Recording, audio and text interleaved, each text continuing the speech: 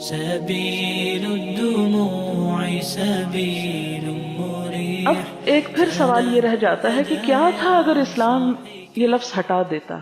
تو یاد رکھیں اسلام بڑا ہی ریئلسٹک ہے. کہیں بھی کوئی ایسی چیز کہ جو کسی دوسرے کے حق میں ممانعت کا سبب ہو وہ نہیں کرتا. اسلام کے اندر انصاف ہے. جن لوگوں نے پیسے خرید کے غلام بنائے ہوئے تھے اسلام سے پہلے، اگر اسلام یکا یک آ کے ان سے کہتا ان سب کو چھوڑ دو تو یہ پریکٹیکل نہیں تھا. اور ان کے حق پر بھی تو ایک ضد تھی. یوں نہیں ان سے کہا کہ چھوڑ دو ان سب کو، یہ کہا اس کے کفارے میں بھی آزاد کر دو، اس کے کفارے میں بھی.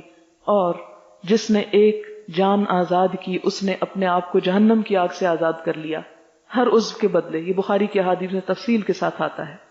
تو اس حکم کو سن کر کون تھا پھر جو غلاموں کو آزاد نہ کرتا؟ اس طرح بے شمار لوگ جو اصل میں غلام تھے لیکن اس کے بعد آزاد کر دیے گئے. تو بہرحال یہ مختصراً چند باتیں جو تھیں غلاموں اور لونڈیوں کے بارے میں تھیں. سبيل الدموع سبيل مريح تنهدى